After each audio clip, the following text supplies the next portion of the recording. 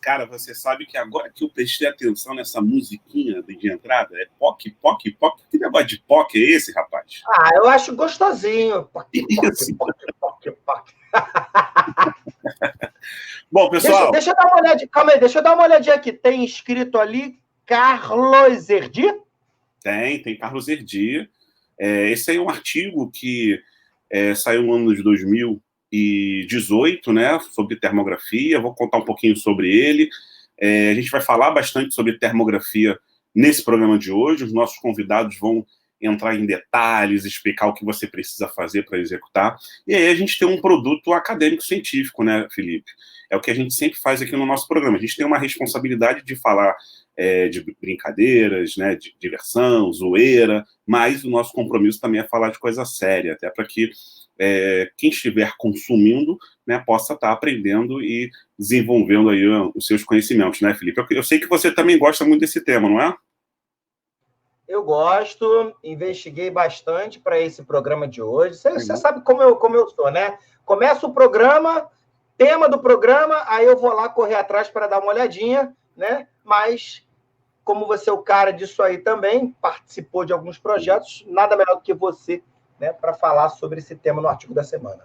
Legal. Bom, na verdade, a minha linha sempre foi o futebol. E o futebol você tem sub-áreas, sub-linhas que vão influenciar o objetivo principal, que é o sucesso, né, no esporte. Independente dele ser numa formação a longo prazo ou também, né, ser no alto rendimento, né, no aproveitamento das vitórias. E, consequentemente, a gente que é, né, acadêmico, nós somos da área acadêmica, a gente é muito inquieto, né? A gente, quando está na área prática, a gente começa a fazer perguntas, surgem dúvidas do dia a dia, as quais os livros não oferecem, em muitos momentos, essas soluções. Então, as produções acadêmicas, elas possibilitam, né, que a gente tenha o máximo de informações atualizadas para tomar a melhor decisão. E aí, Felipe, em 2015, eu lembro que eu tinha um aparelho, né, disponível lá no clube, né, de futebol, lá no Vasco, no período que eu trabalhei na instituição, um aparelho disponível, né, de termografia. Esse aparelho ninguém usava, né, porque o aparelho ele era um aparelho novo, ninguém sabia manusear, ninguém sabia usar. O professor Camelo, né, na época, preparador físico, disse assim, vamos usar esse equipamento para ver se a gente consegue verificar o que está acontecendo aí com os atletas. E a primeira pessoa que eu entrei em contato foi o professor Altamiro Bottino. Eu lembro que eu mandei uma mensagem para o professor Altamiro Bottino, na época ele era fisiologista do Palmeiras, né, equipe profissional do Palmeiras. Eu mandei a mensagem 10 para as 7 da manhã para ele. Em 10 minutos ele compartilhou uma pasta no Dropbox com diversos artigos. E esses artigos foram importantes para a gente construir um conhecimento, saber, né, o que a gente estava lidando. À medida que a gente começou a utilizar o equipamento, a gente via as fragilidades de método, de protocolo, né, de referência. Por quê? Porque a gente identifica lá o gradiente de temperatura, mas o que eu vou fazer com essa informação? Né? Ainda mais no futebol, que as variáveis elas são diversas, né? Milhares de variáveis. E aí a gente começou a organizar protocolos, a gente começou, né, a organizar medidas, né, parâmetros para que utilizasse isso na nossa rotina diária. Lembrando que o objetivo principal sempre foi interno. Quando você utiliza as soluções internas, elas, na maioria das vezes, podem sofrer questionamentos externos no mundo acadêmico. E aí, por isso que depois a gente transfere isso para a universidade, para os especialistas, para que eles desenvolvam as suas produções acadêmicas e contribuam, assim, com a sociedade, né, esportiva, científica no mundo.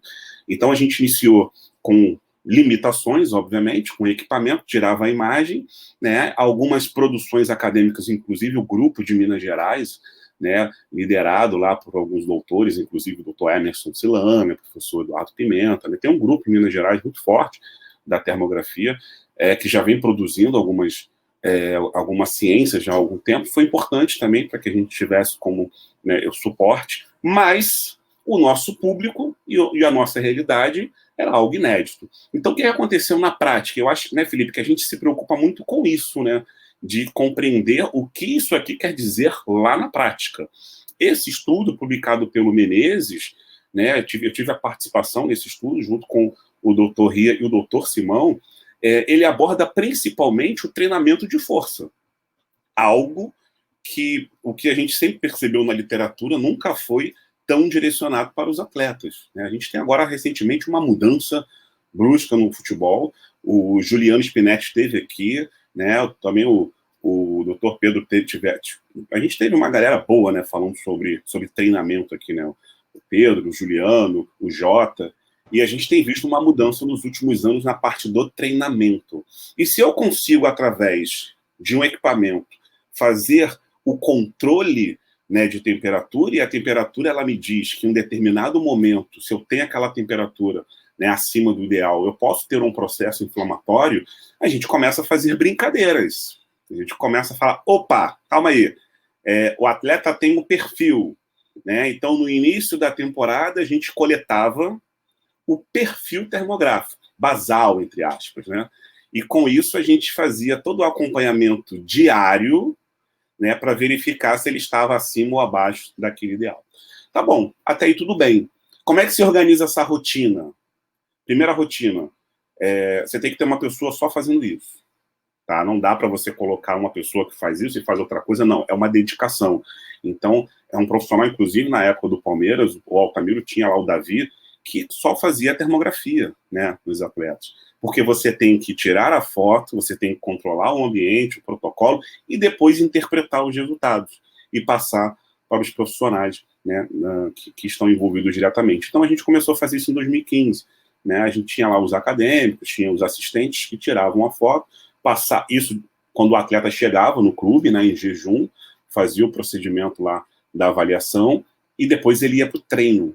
Essa ida, Felipe, do local da avaliação até o treino, era o tempo suficiente de coletar esses resultados e transmitir ao preparador físico, ao treinador, o relatório de cada atleta, nos membros inferiores, quadríceps, isquiotibiais e panturrilha, que são os membros mais adotados pelos atletas de futebol.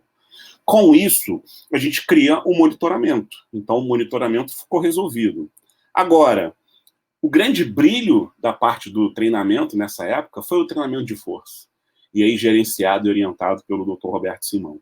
E quando nós direcionamos o treinamento de força em semanas, em fases, né, a termografia permitiu ter esse monitoramento, né, semanal, nessas fases, nesses treinamentos desses 26 atletas da categoria sub-20. A partir disso, o contexto epidemiológico ele também é muito importante a ser verificado, porque a gente precisa encontrar as incidências das lesões acometidas durante a temporada. Isso é um estudo prospectivo, um estudo de coorte. Então, se a gente tem, né, o controle, a gente tem a informação do valor de potência dos membros inferiores, a gente tem um controle termográfico diário, e a gente tem esses atletas sendo submetidos a um trabalho de força, e esse trabalho de força dividido em fases, né? O que a gente percebe? A gente percebe que o trabalho de força ele teve um fator de proteção, uma diminuição nas incidências dessas lesões, e a termografia corroborou, né, mostrando o equilíbrio, a manutenção desta temperatura. Né? E aí, o que a gente fazia isso diariamente, né, o Pedro, né, pela capacidade dele, né, de compreender e analisar o processo estatístico, transformou, né, esse trabalho na tese de doutorado dele, fez essa produção aí, que é uma das principais produções na área termográfica relacionada ao futebol. A gente não tem tantas produções vinculadas aí, indexadas ao Medline, né? Esse estudo está no Medline, então é um estudo que eu acho que é bastante interessante porque ele cria possibilidades para outros estudos. E aí, outros estudos, o que a gente poderia estar fazendo, né? Comparando grupos. Só que no futebol, Felipe, como é que você vai direcionar, principalmente futebol profissional, direcionar uma estratégia metodológica, sendo que no contexto interno já há uma filosofia, né, e todo um projeto dentro do futebol. Eu não consigo mudar as rotinas. Ah, esse grupo vai fazer isso, esse grupo vai fazer aquilo. Não consigo. Eles têm um treinador, tem a figura da periodização, do treino de se ganhar os jogos, né? Então é muito difícil você conseguir realizar os estudos na área do soccer, do futebol, por causa do esporte de alto rendimento, por causa das rotinas que são estabelecidas diariamente. Então, o Pedro teve essa, né, facilidade, o Simão teve essa prescrição genial, e o nosso contexto também epidemiológico facilitou, né, para que a gente tivesse esse acompanhamento. Então, essa diminuição, né, de 14% aí das lesões ao longo da temporada, ela foi ocorrida principalmente pelo treinamento de força, e a termografia foi fundamental para o acompanhamento desse processo. Aproveito, Felipe, para colocar alguns relatos, né, de dia a dia com o atleta. Por exemplo, se um atleta tinha uma lesão de ligamento cruzado anterior, quando você tira a foto, você vê o gradiente de temperatura da perna lesionada muito mais, né, vermelho lá, numa característica diferente, óbvio, a temperatura elevada do que o outro local. Isso permite para a gente a possibilidade de compreender o momento adequado para que ele possa retornar e ter um equilíbrio desses dois membros. Da mesma forma, lá quando se tinha o isocinético, por exemplo, que verificava os níveis de força para que você pudesse ter um possível retorno desse atleta, a termografia também. Ela permite verificar essa possibilidade também de retorno do atleta. E fora outros casos de a gente ver o atleta com desequilíbrios. Esse é um outro estudo, né, que a gente está produzindo. Os atletas com maiores desequilíbrios possuem uma relação, uma chance, né, um odds ratio, ou risco relativo, para lesão, né? Então, se a gente tem aquela manutenção, aquele acompanhamento diário, esses atletas mais desequilibrados de diferenças de temperaturas, né, quadríceps direito, quadríceps esquerdo, aí você coloca lá o déficit de diferença, né? A temperatura no dia anterior, a temperatura pós-treino, né? Quando você tem esses desequilíbrios instáveis de alguns atletas, a gente percebe também um risco maior, uma chance maior para lesões. Estudos precisam ser produzidos, conhecimento precisa ser também publicado, mas sem dúvida essa ferramenta é uma ferramenta que auxilia muito hoje no esporte moderno, né, para atletas de alto rendimento e para os profissionais também que desejam, né, se capacitar e conhecer, né, sobre esta ferramenta. Está aí o nosso artigo da semana. Vou colocar aqui, desculpa, Felipe, antes de deixar você falar, vou colocar aqui o código QR, tá? Tá ali em cima. Se você quiser ir pegar esse artigo para dar uma lida, fique à vontade, ele está lá disponível para você. Diga aí, Felipe. Cara, muito legal, principalmente a aplicação prática, né? Isso aí deixa a gente até mais apaixonado pelo tema, né? Eu gosto. E a gente vê cada vez mais essa galera que vem aqui, né? Participar do programa associando as questões práticas com as questões científicas, né? Que eu acho que isso é muito legal até para quem está assistindo, né? Porque quem olha assim, chope na ciência, parece que a gente vai falar de ciência o tempo inteiro. Só que a gente trabalha com a ciência, mas a gente gosta muito da prática, né? E ver a aplicabilidade na prática é muito legal. Semana passada a gente teve a Adriane e o Felipe comentando exatamente sobre isso, né? Bom, vale muito a pena a gente escutar quem está lá na ponta, para a gente começar a criar as nossas perguntas e, através dessas perguntas, trazer para o âmbito científico e tentar solucionar esses problemas. Mas, sem o cara da ponta com os problemas, como é que vão surgir as perguntas, né? Então, isso é muito legal, né? Essa associação, ela é de suma importância, né? E eu costumo muito ouvir isso da minha orientadora, professora Bianca Miarca, que está para vir, né, Irdia? Está para vir. Bianca está para vir. Já está na hora. Ela fala muito, cara, para mim, eu acho muito importante a aplicabilidade prática, né? Porque como é que as pessoas vão pegar o artigo para ler, entender, interpretar, sem saber como aplicar, né? E quando pega os artigos dela, é tudo muito aplicável, cara. Muito aplicável, isso eu acho fantástico. E assim, utilizar justamente essa produção, entender por que ela foi realizada, né? Eu lembro do Menezes indo lá no clube, né, para conversar, para bater um papo, e a gente relatando os problemas, né? Os problemas de cunho científico. Olha, a gente realiza isso, mas tem essa fragilidade acadêmica, não tem essa resposta, não tem isso. Uhum. E aí o pesquisador que está ali no meio acadêmico, ele utiliza essas informações, essas brechas, para que ele possa realizar as possíveis pesquisas e, com isso, compartilhar com a comunidade científica, né, Felipe?